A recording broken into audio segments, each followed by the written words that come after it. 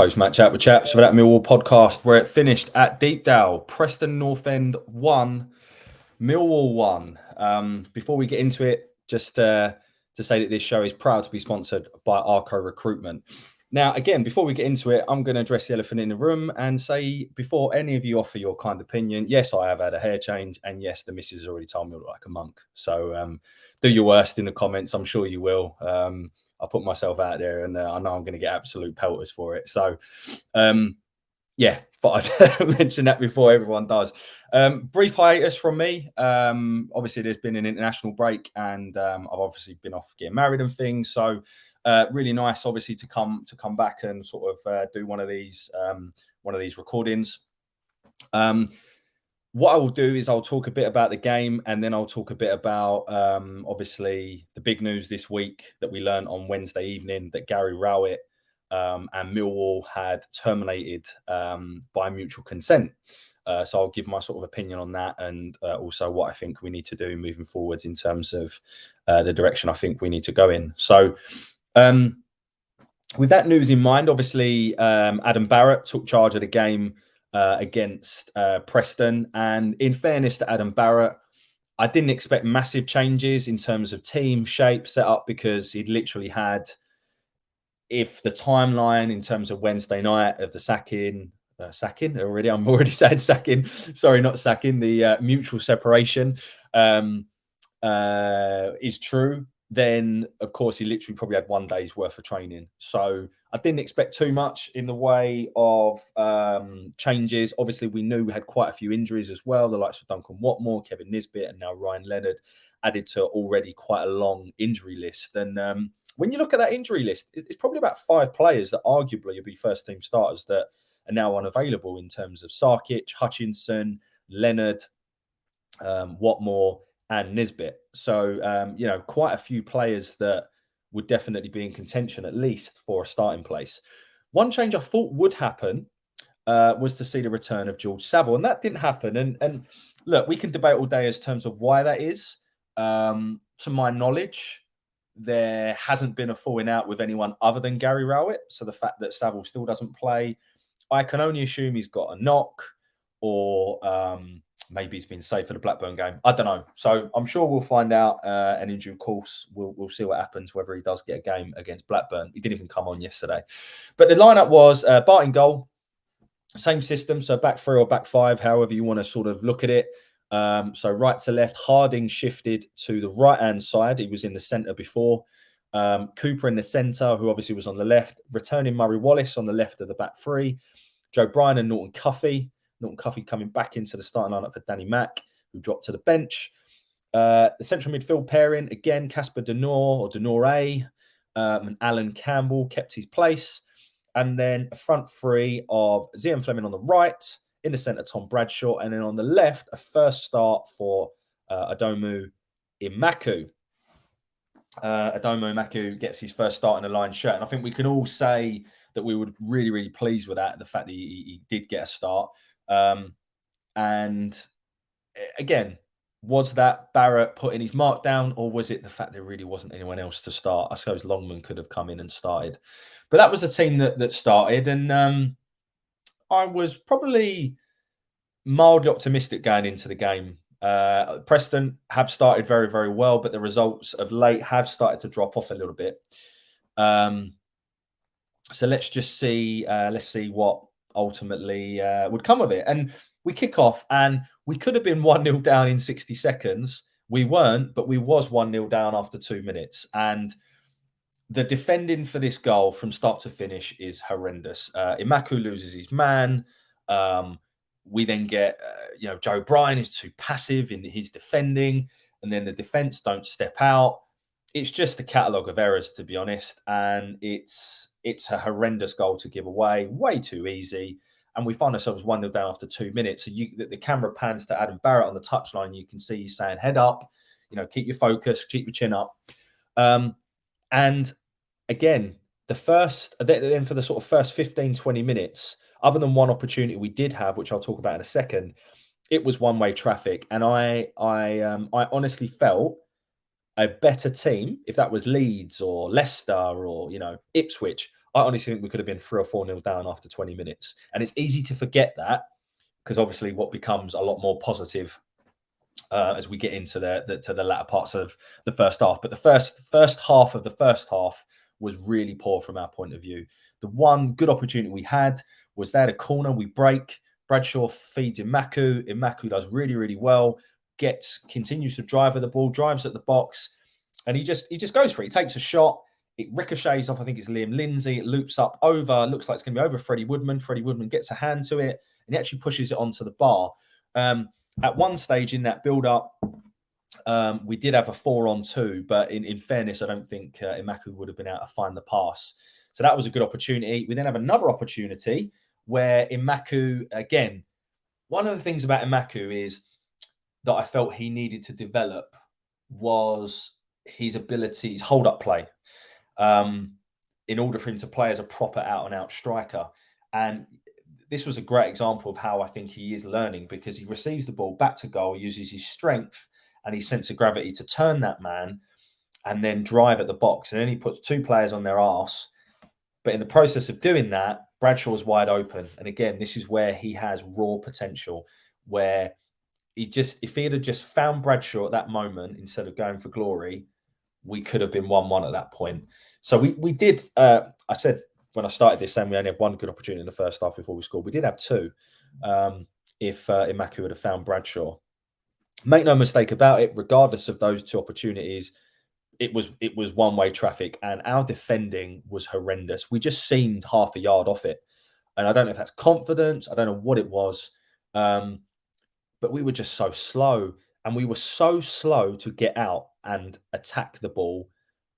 We would stand off and stand off and stand off. They had an opportunity in the first half where they were coming at us and driving at us, and eventually Harding comes across to where Cooper should be stepping out to make a block. But it's all one-way traffic. And then we do start to grow into the game around the sort of 25-minute mark. And the goal kind of comes out of nothing. And some decent work from Campbell, gets the ball back. It then makes his way back to Campbell, who finds Fleming with probably a bit of a scuff pass, but they all count. And then Fleming has a lot of work to do. He uses his strength, and this is what Fleming's good at. He's very, very upper body strong. He's able to control the ball, to use his intelligence to turn, and then the finish is just sublime. He gets it out of his feet and bends it, whips it top corner. I don't know if it actually is top corner, but it's definitely out of reach of the goalkeeper. I don't think the keeper can save that. And it is just a moment of magic from Zian Fleming. And whilst I'm going to go on now to talk about how positively I think overall we played, we actually didn't really test the goalkeeper that much. And other than that one moment of magic from Fleming, we could have walked away yesterday with a defeat, and it would have been very undeserved. So we get the goal. I've gone on to the negatives there already, but we get the goal. And again, it's a fantastic bit of play from Fleming. 1-1. And I honestly felt after that, although we didn't necessarily create clear-cut openings, we could and should have we were our tails were up. We the first half coming to a close definitely favoured them. And I felt we were much the better side for the second half of the first half. Halftime comes and the second half kicks off, and it's very much the same. I felt we were in control for the first sort of 15, 20 minutes of it, up until they make their substitutions. And they make their substitutions, and a returning Ched Evans always seems to score against us, comes on, and he gets the crowd going. And I think that was the difference yesterday. I felt that in the last sort of 15, 20 minutes, they started to take the upper hand back from us. And I felt that was purely down to the substitutions they could make. To bring on the likes of their record signing, as Majic, I think his name is, to bring on the likes of Liam Miller with the pace down the left-hand side, to bring on Ched Evans. They're able to bring 2 or 3 forward players, and we just don't have that. When you look at our bench, the sort of attacking options you've got is Longman, who has been playing as our left-back. He's only ever really played for AFC Wimbledon in an attacking capacity. Then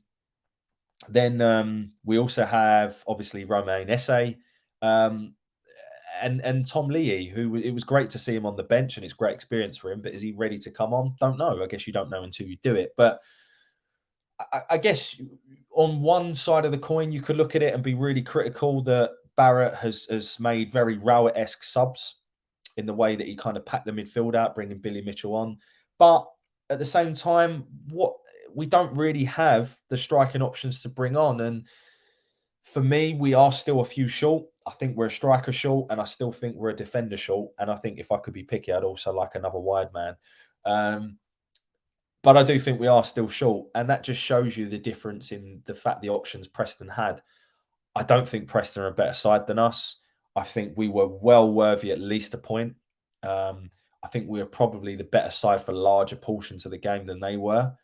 But I think if I had to pick a result, it was a fair one. And we probably should be pleased with that, in all honesty. I think the frustration is, again, I felt with a little bit more, we could have won the game. But Preston have beaten all but one of the teams that they faced against at home at Deepdale.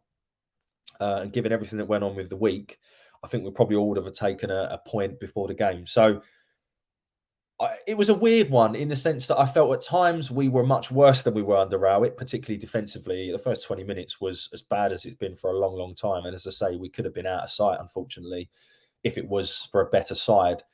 But then at times I felt we played with a little bit more creative freedom, and I felt that Fleming was more influential yesterday than he has been for a long time. So, I felt Imaku obviously was a real shining light. Bradshaw didn't have much of a sniff, but he worked tirelessly. So it's a weird one. I think it's hard to dissect based on one game. I don't think it was massively different to what it would have been under Rowett. But as I say, there were little parts of extreme where maybe you could see, what it will be like under Barrett instead of Rowett. So I'm not going to talk about any other opportunities and things like that. I think what I'll do now is talk about some of the players individually, and then I'll talk more about the sort of managerial situation. So sort of going from front back to front, I thought Bart. I think he made one save in the second half to sort of stung his palms. But other than that, I don't think he had much to do. His kicking is atrocious, but we know that. I think quite a few times he kicked it out of play, but we know that, right? So nothing major to call out on Bart. The back three. I felt that Wes Harding was good, actually. I probably prefer him in the centre, but what he showed playing on the right-hand side is, which I don't think I've seen yet until yesterday, so it's good to see it, was he can play a bit. He was able at times to bring the ball out. I think the defence looks better with him in it. I think that's the way I would describe it. And at the moment, I think he looks like a good signing for just turned 27. He seems to be a bit of a leader. He seems, from what I read and observe, he seems to be like a really good person, first and foremost, and a model professional. And I think he can play a number of positions. So I thought he was quite good yesterday. He carried the ball out at times. I do think we missed Leonard. And it was a matter of time, wasn't it, before Ryan Leonard got injured? This is the frustration. I guess we just didn't think it would be a cracked bone in his knee. So I don't know how long he's out for. Probably until after the next international break, that's for certain. Cooper, I prefer him on the left of the three. I think in the centre of the three, at times, his lack of footballing brain can leave us open. At times, he doesn't make the right decisions to close down. I feel he's always got a mistake in him. But having said that, he made a lot of vital interceptions, particularly from crosses, cutting them out and things. And how on earth there were free kicks given against him when there were 4 players dragging him down in the opposition box, I'll never know. But I won't go into that for too long because I'll be here all day. Murray Wallace. So I actually have him down as probably joint man of the match. Now, I think that Murray Wallace going forwards at times yesterday, his passing wasn't the best. And I think he gave the ball away quite a lot in the first half. But I have to say, over the course of 90 minutes, if you was just to watch a highlight reel of Murray Wallace yesterday, the amount of tackles and crucial interceptions at crucial times, and that's the vital thing, particularly the one in the last minute, which in my opinion is as good as a goal. Those things alone, I think he deserves to be called out. I thought he was very, very good defensively yesterday and back to his best. And I've called him out to say I think he's been poor at times this season. And I feel it's right that credit where credit's due. I thought he was very good yesterday. And as I say, at crucial moments in the game, made some crucial tackles or interceptions, in particularly that one at the end, which for me is vital, because if we'd have lost that game 2-1, we wouldn't have deserved to lose it, and I think it would really have affected the players. So Murray Wallace, joint man of the match for me. I thought Broughton Norton Cuffy was very good defensively and also getting the ball up the field. At times, his crossing was poor yesterday, and that's the only reason why, for me, he wasn't in contention to be man of the match. I actually thought everyone played pretty well yesterday. I don't think there's anyone that was poor, but I thought overall Broughton Norton Cuffy was fairly good. He's a weird one because I actually think the more I see of him, I don't think he's gonna break into Arsenal. And that's not me doing him a disservice. I really don't. Is it an opportunity for him to basically what I'm getting at is we've always looked at him and said, oh, he's never gonna stick around, but could he? I don't know. A lot of potential there anyway. And I love the fact that he carries the ball up the pitch. He's the only player I think we've got in our starting 11 at the minute that can. Obviously, Amaku's different because he's playing at the top end of the pitch, but in terms of anywhere else, a player that can carry us up the pitch. Joe Bryan, I get so conflicted with him. It almost comes across that he just doesn't like defending, because going forward, he seems to have quite a lot of pace and energy and skill, and just you can tell he's a quality player going forward. But defensively, it almost looks like he's not asked. He just defends so lethargically. Don't know. He wasn't poor yesterday. I thought he was good overall, but the jury's still out for me in terms of the way he lacks tenacity when he defends. The two centre midfielders. So I thought it was Campbell's best game. I thought that he impacted the game a lot more than he has. I still think there's a lot more to come from him, having observed him at Luton. What I would say is he's playing in a position that I don't think he played in much for Luton. I thought for Luton, he played in a midfield three and he would play further forward. So he seems to be looking fitter. He's still not lasting 90 minutes. I still think I prefer Saville in there, but I don't think he deserves as much criticism as people are giving him. Denor didn't do anything outstanding yesterday and actually had a shocking first 5 minutes, but he just controls the game for us. He's always available. He keeps the ball ticking over. I should have checked. I haven't. He probably had 70% of our touches. I just think he's so influential for us. And he helped us get back in the game yesterday because he took a foothold on the ball and started to really sort of try and dictate the play. So he was kind of like my joint man of the match, but he didn't do anything spectacular, which is why I'm probably more inclined to give it to Murray Wallace. Imaku had moments of absolute brilliance yesterday, and you can see just what a talent he is and he's going to be. He just needs to refine those few moments where, as I say, he needs to look up, feed Bradshaw, just make the right decision. But I'm not criticising him because at the end of the day, he's like 20 or whatever, 19. He's going to make those mistakes. But I thought he was well worthy of his first start, and I thought he was brilliant yesterday. And the fact that he went off with cramp just tells you how much he ran himself into the ground. And maybe that's why he's not been starting, because his body's not yet ready to do 90 minutes. I don't know. But I think we've got a real talent on our hands. And, not that it matters, but who would you start? Oh, would you start Esse or would you start him? I actually think I'd probably start him over Esse at the moment. And that's not to, Esse is another fantastic talent, right? It's great to have the options. Fleming, I thought, was more influential yesterday. I thought he was involved a lot more. I felt he took up better positions, and Barrett alluded to that they were working on that deliberately. So fair play if that's the case. And he was in more goal-scoring positions. I thought he was better yesterday. I thought he was a lot more involved, and I don't know. He seemed up for it.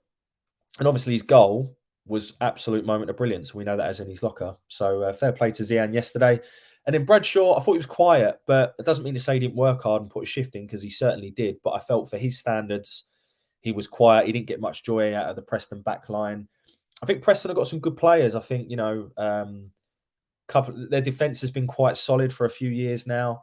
I actually like the look of Dwayne Holmes for them. I think it was, when they signed him, I saw that a lot of people were like, "Why are we signing him for?"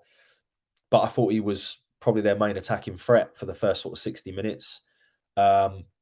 I thought he was a good player. They've got a few decent players in the middle of the park, but and I've always liked Will Keane. I think Will Keane is something that we're missing. A big target man that can hold the ball up and quite intelligent. And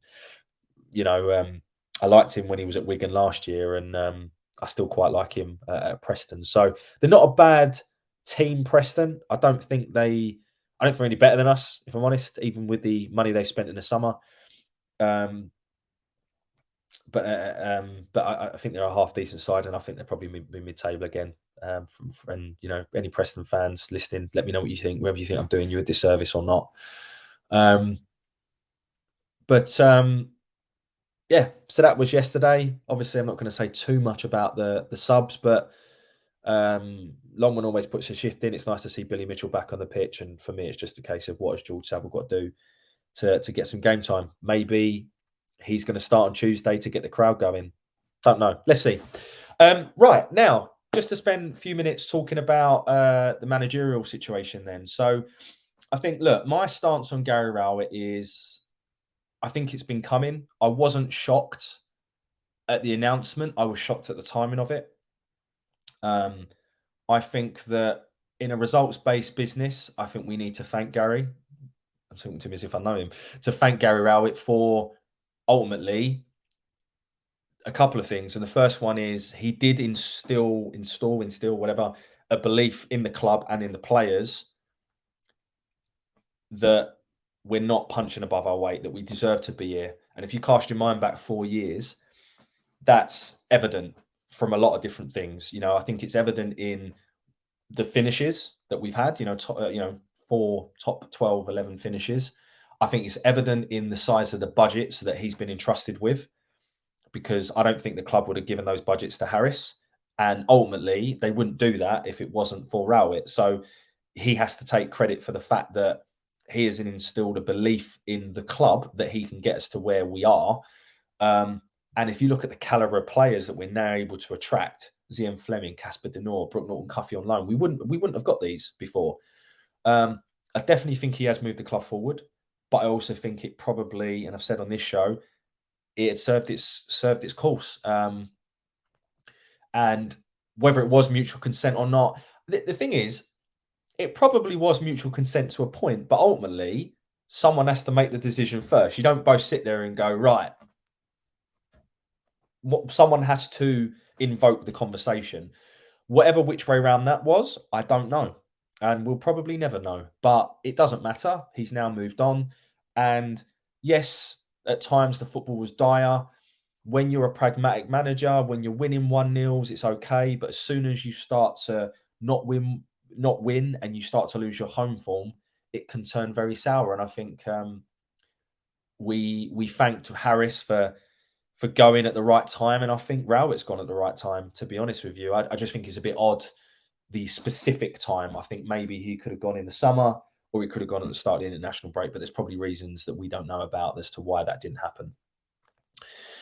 So Rowett's gone, and now it's a case of what do we do next? Now, I'll talk through my kind of 3 top choices in terms of managers, and I think that the challenge is if you was to put a scale of 1 to 10, 1 being the most pragmatic manager and style of play, and then 10 being the most attacking, you would put Rowett probably as about a 2, right?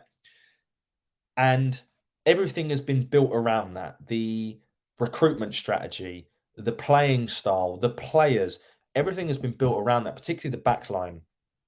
And if you was to then bring in a manager that was like a 7 or an 8, that is a huge shift. Now, if the club decide they want to go in another direction and go down that route, which Gary Rowett has alluded to in some of his interviews, then that is a potential recipe for success, but it's also a potential recipe for disaster, because that would take a long time and a number of recruitment windows to coach and to bring a structure in that would allow that to happen. And I guess as we're only sort of 12 games into the season, is that too big of a risk right here, right now, to try and go for? Where if it went really wrong, could we end up being relegated? Like, I know, the players in theory we've got are too good to get relegated, but you can never say that in a league like the Championship. So that's my only caution in terms of going for a complete change of direction. So that's only one call out I would have. So my kind of 3 candidates that I would like, that for me, I would narrow it down to, And I've based this on who I think we could get in terms of budgets, who I think would be not an 8 or a 9 in terms of changing it completely, but also taking the club forward. And then ultimately who I think is available. So that's kind of what I've gone with. So the first candidate I've got is Chris Wilder. He was poor at Middlesbrough and he was poor at Watford.